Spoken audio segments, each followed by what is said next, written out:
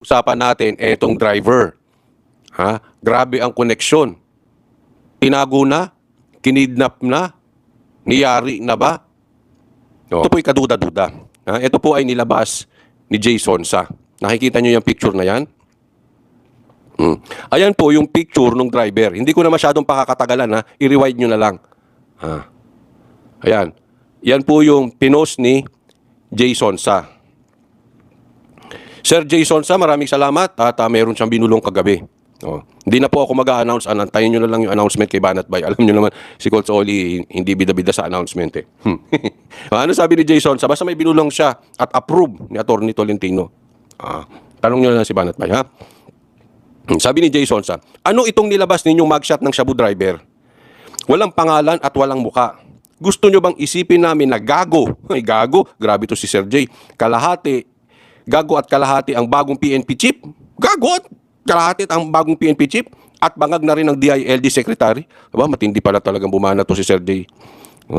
You are so unfair. Yung congressman na pinakita nyo ang mukha at buong buo ang pangalan. Ito congressman, di ba? Pinakita nyo, may mugshot. Ito si Castro. Pinakita nyo mugshot. Buong buo may pangalan. Tapos, yung 13 billion at almost 2 tons of shabu na ipinagmamalaki yung biggest drug haul in history. Record-breaking na nahuli na droga sa bansang Pilipinas. Ganitong klase mugshot ilalabas nyo sa publiko? Para naman kayong mga siraulo. Para daw siraulo. Tinawag na siraulo si Mr. Abalos at si General Marbil. Siraulo ba kayo, mga sir? Hindi. Ibinasa ko lang, ha? Ayan nga kay Jason sa yun. Inuulit ko lang yung tanong. Para naman kayong mga siraulo, Mr. Abalos at General Marbil. Ano pong problema nito? Baka nakidnap na itong driver na ito. Ha? Hindi kasi ito. Ito si Castro, ha? May mugshot. Ito ata yung kaso niya na ano eh. RA 7610, kidnapping and failure to return a minor. May kidnapping si Castro, kaso may mugshot siya. Nilagay ang pangalan niya, congressman yan. Samantalang ito, driver, konektado sa droga. Walang pangalan. Castro, kampi tayo ngayon, pinagtatanggol kita, ha? Bakit yung kidnapping ni Castro, di umano, ay may mugshot? Bakit itong driver? Ang mugshot, blurred ang muka.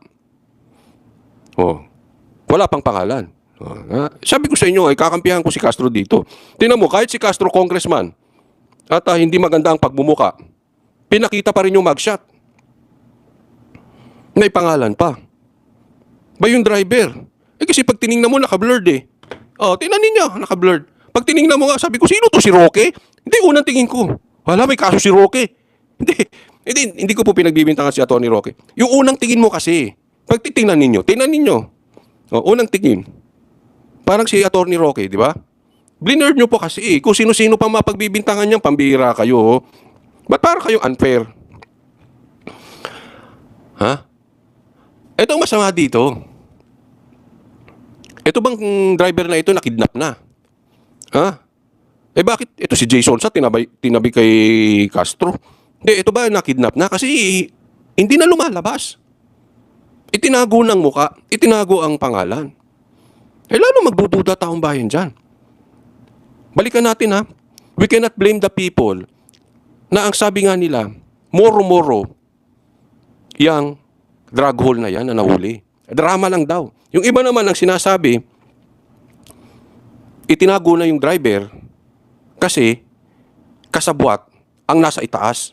Nahuli talaga yan at may mataas na tao na pilit tinatakpan yan.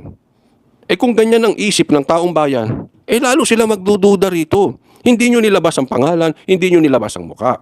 Ngayon, kung sasabihin nyo, ganyan ang dapat, bakit yung congresswoman? Kahit pangit, nilabas nyo muka. Congresswoman to, ha. Bakit nyo ginanyan? Kailangan sumagot dito si Mr. Abalos. Si SILG Abalos at General Marbil. Kasi tinawag kayong, para naman kayong mga siraulo. Para daw kayong siraulo. Hindi mo masisisi na yung taong bayan. Na yan ang iisipin nila. Para kayong siraulo, Mr. Abalos at General Marbil. Inuulit ko lang po, parot ako, inuulit-ulit ko lang yung sinasabi ni Jason sa idol natin to si Sir Jace. O, di ba? Kailangan nyo, seriously, nananawagan po President Marcos. It's about time. You step up.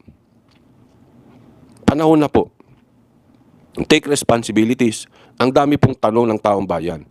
Tapos nabalitaan pa ng taong bayan na sinasakal ang information, pinagbabawalan na magsalita ang PNP patungkol dito. Aba hindi po, karapatan ng taong bayan malaman yan. Nananawagan po sa media, di ba? Kaya nga kayong media may responsibilidad kayo sa taong bayan.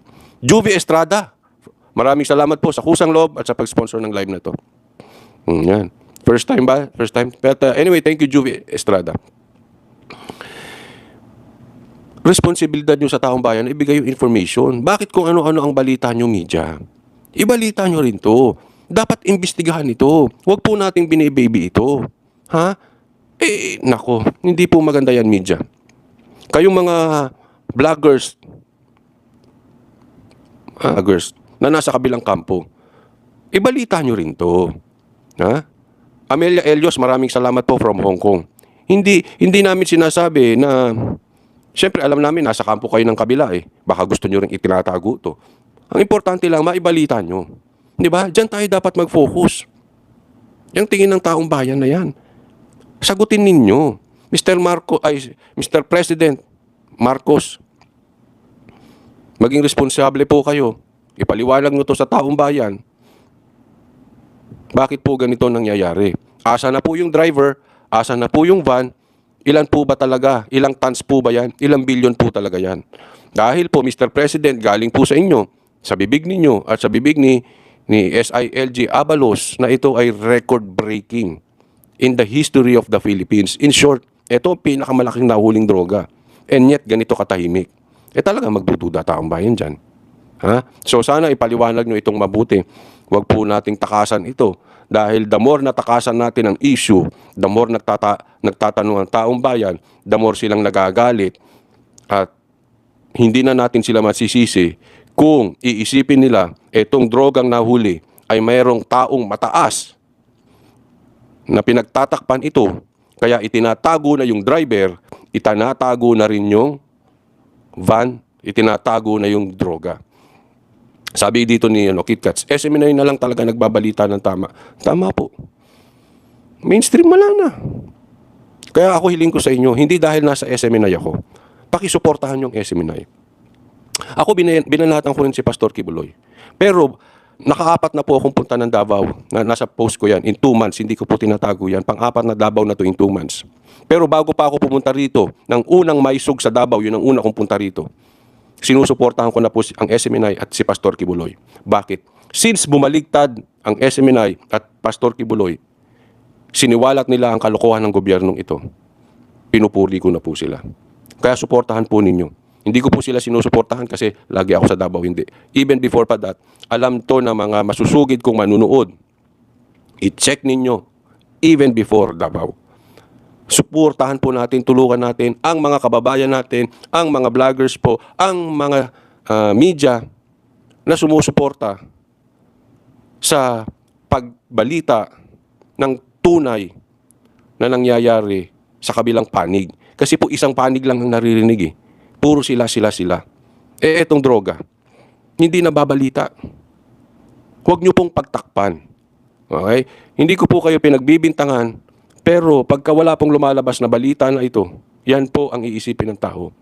Pinagtatakpan nyo at mayroong malaking tao na nasa likod nito.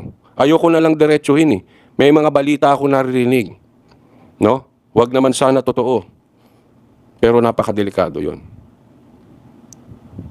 Ipakita nyo, prove it na hindi kayo kasabwat dito.